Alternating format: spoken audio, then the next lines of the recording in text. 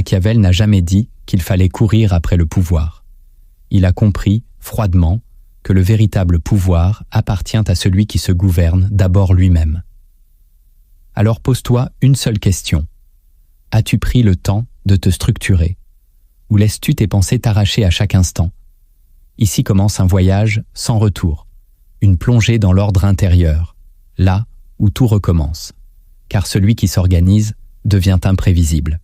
Celui qui se discipline devient redoutable. Et celui qui se recentre devient inarrêtable.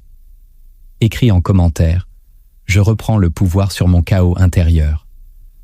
Abonne-toi, reste jusqu'à la fin. La vérité finale dérange. Au cœur de la Renaissance italienne, Machiavel observait un monde en crise, des royaumes instables, des alliances fragiles, des hommes gouvernés par leurs pulsions plus que par leur intelligence. Dans ce tumulte, il a compris que le chaos extérieur n'était que le prolongement d'un désordre intérieur. Il a vu les rois tomber non par faiblesse physique, mais parce qu'ils n'étaient pas alignés avec eux-mêmes. Ce que la majorité des penseurs modernes oublient, c'est que pour Machiavel, la stratégie ne commence pas à l'extérieur, elle commence dans le silence de l'esprit. Et si ce message a été marginalisé, c'est parce que notre époque glorifie la vitesse, la distraction, le bruit, au détriment de la structure intérieure.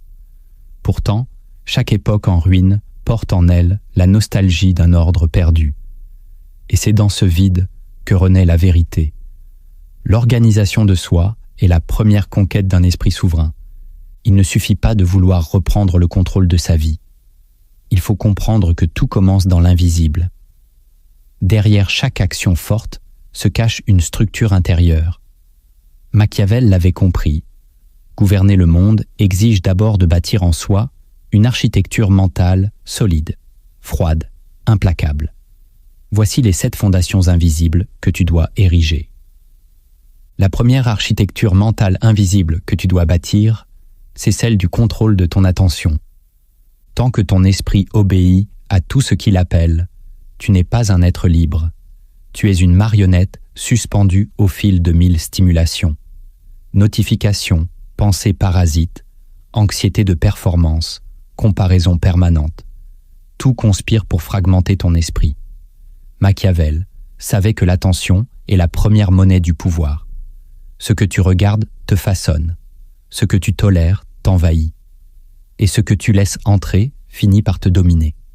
L'homme ordinaire se laisse entraîner par ce qui brille. L'homme stratégique choisit ce qui le construit. Tu dois te poser une question brutale. Qui dirige ton attention? Est-ce toi ou est-ce le monde qui t'impose ses urgences? L'architecture mentale commence par un tri impitoyable. Tu dois apprendre à détourner ton regard du bruit, à éliminer ce qui disperse, à ignorer ce qui flatte mais ne t'élève pas. Cela exige une discipline invisible. Couper certaines sources, éviter certaines personnes. Organiser ton environnement pour qu'il serve ta concentration. Et surtout, apprendre à observer ton propre esprit. Quand tu sens que ton attention glisse, tu dois la ramener avec fermeté, comme un général qui recentre ses troupes. Rien de ce qui est grand ne se bâtit sans concentration. Et rien de ce qui est stable ne survit sans vigilance. Si tu laisses ton attention vagabonder, ton royaume intérieur se désagrège sans bruit. L'ennemi, ce n'est pas toujours un adversaire extérieur. Parfois, c'est une vidéo de trop, une pensée non maîtrisée, une émotion que tu laisses dicter ta direction. Construire cette première architecture mentale, c'est reprendre la souveraineté sur le centre de commande. Celui qui dirige son attention dirige son monde. Et celui qui l'abandonne devient un spectateur de sa propre vie, prisonnier d'un théâtre dont il ne maîtrise plus les scènes. La deuxième architecture mentale invisible que tu dois ériger, c'est celle de la clarté de ton axe. Trop de vies échouent, non pas par manque d'effort, mais par dispersion. L'homme sans axe change de direction au gré du vent. Il s'enflamme pour des projets, puis s'éteint sans les finir. Il court dans toutes les directions, mais ne construit rien. Machiavel savait que le pouvoir ne s'offre qu'à ceux dont l'axe est clair, rigide, non négociable. Ton axe, c'est la direction principale qui guide ta pensée, ton énergie, tes décisions. C'est ce qui te permet de dire non sans te justifier, de ne pas te perdre dans ce que les autres attendent, de sacrifier ce qui est séduisant pour rester fidèle à ce qui est essentiel. La clarté de l'axe est rare, car elle exige de renoncer à plaire. Elle impose de s'écouter profondément et d'assumer ce que l'on découvre. Cette architecture mentale ne se construit pas en un jour. Elle demande du silence, de l'écriture, de l'introspection brutale. Quel est ton but non négociable? Quelle est la guerre que tu mènes intérieurement? Tant que tu n'as pas répondu à cela, tu es manipulable. Les autres t'offriront 1000 options, 1000 opportunités, mais toutes te détourneront de toi-même. L'axe est ce qui reste quand tout vacille, ce que tu ne sacrifies jamais, ce qui survit aux tempêtes. Sans lui, tu construis sur du sable, et avec lui, même seul, tu tiens debout. La clarté de l'axe te permet de planifier, d'anticiper, de choisir sans peur. Elle transforme le chaos en trajectoire, mais elle te coûtera cher. Elle t'isolera parfois, t'exclura des masses, te rendra incompris. Machiavel ne cherchait pas à être aimé, il cherchait à être cohérent avec lui-même. C'est cette cohérence, glaciale et limpide, qui donne aux esprits puissants leur aura presque inquiétante. Sois de ceux-là, érige ton axe, puis verrouille-le à l'intérieur de toi. La troisième architecture mentale invisible que tu dois fortifier, c'est celle de l'indifférence stratégique. Tu ne peux pas tout ressentir. Tu ne dois pas tout prendre personnellement. Et surtout, tu ne dois pas réagir à chaque pic, à chaque absence, à chaque injustice. L'indifférence stratégique n'est pas froideur émotionnelle. C'est la capacité de ne pas t'effondrer à chaque attaque. Machiavel observait que le pouvoir appartient à ceux qui gardent la tête froide quand les autres s'agitent. Il savait que l'homme fort n'est pas celui qui ne ressent rien, mais celui qui ne laisse rien gouverner son esprit. Si tu veux devenir dangereux dans le bon sens du terme, tu dois développer cette capacité de distance intérieure. Ce détachement qui te permet de continuer à penser clairement, même sous pression. L'indifférence stratégique, c'est refuser de réagir immédiatement. C'est créer un espace entre l'attaque et ta réponse. C'est te donner le pouvoir du silence, du recul, du choix. Le monde moderne valorise la réaction rapide, l'indignation, la vengeance instantanée. Mais Machiavel t'enseigne l'opposé. Chaque réaction précipitée est une perte de pouvoir. Chaque émotion incontrôlée est une faille dans ta muraille. Tu dois devenir un mur face aux provocations, un abîme face aux critiques, un mystère face aux projections. L'indifférence stratégique ne veut pas dire que tu ignores tout.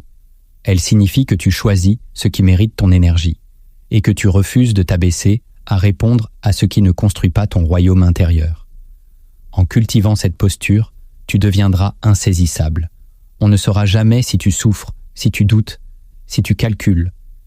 Et c'est cela qui te rendra redoutable. Ne laisse pas le monde voir tes nerfs. Ne laisse pas les autres deviner tes points faibles. Sois imperturbable. Et si tu vacilles à l'intérieur, apprends à vaciller dans le silence. La quatrième architecture mentale invisible que tu dois installer, c'est celle de la structure rituelle de ton quotidien. Le chaos n'est pas un accident.